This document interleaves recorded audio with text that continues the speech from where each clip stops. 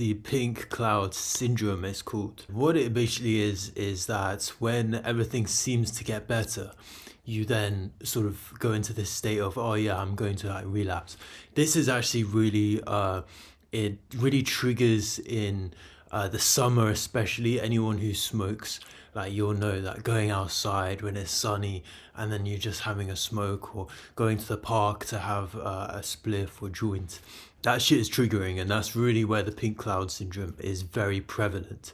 However, when we have a goal in mind, when we are going towards something, it acts a little bit differently, where there's not like anything, there isn't a environmental feeling that brings you in, because you know you've got an internal or psychological direction to go in. But this is where the pink cloud syndrome really becomes quite personal towards our own internal conflict.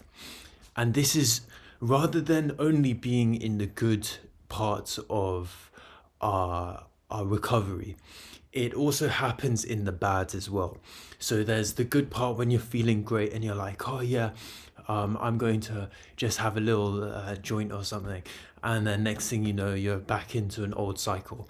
Another thing which I've seen really prevalent in my mind, and this happens because I feel quite bad, I feel terrible, and I would previously have gone into smoking. And as opposed to just the pink cloud where you feel good, what I especially find is after the pink cloud where you're back into this sort of melancholic, quite bad state of mind that previously you would have dealt with by having these vices through smoking weed, is my main one that I would love.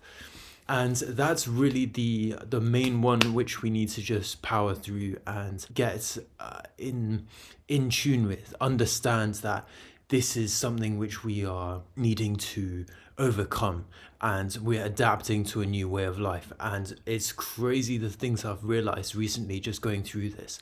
I've been having this for the past like 4 days or so. Everything was going well. I was having that sort of pink cloud syndrome, and then the after effect of the pink cloud syndrome where everything then like fucking went like nosedived into this sort of quiet depression. It's hard to explain, man. It's like you're not even improving. It's like you're back into your old sort of feelings, but you have none of your vices with you. It's a really strange quietness. And really what I found out, the answer of this, which is really deep and really spiritual and religious even, is that what we're seeing now is we're seeing our demons for what they actually are. And what the things that we were trying to hide away from and not look at, we're now looking at really clearly, and we're finding a way to sort of see through them, like X-ray vision, which is in a sense God. So we're looking through the demons and we're finding out exactly what they actually are and how we can overcome them in the future, so that we're able to deal with these diversions, these distractions which are in our way, which are really just demons.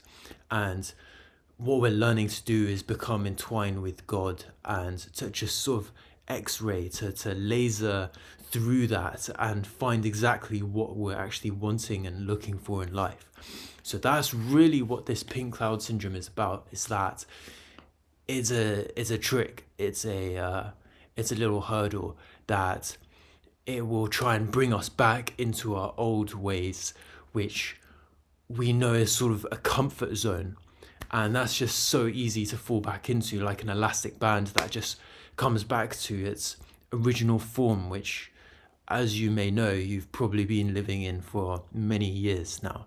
So let's make a difference, okay? Let's become different people. Hold on to your goals. Hold on to a vision of something different than what you've been before. And what you'll find out is that these hurdles, these tricks that the devil is putting in front of us are really just that. It's actually what God may be testing us before we can go through the gates of heaven. That's we are living in the present time now. Okay, so let's all reach our goals. Let's go to a higher place, and let's become someone who we haven't been before. Okay, it's not something which is easy.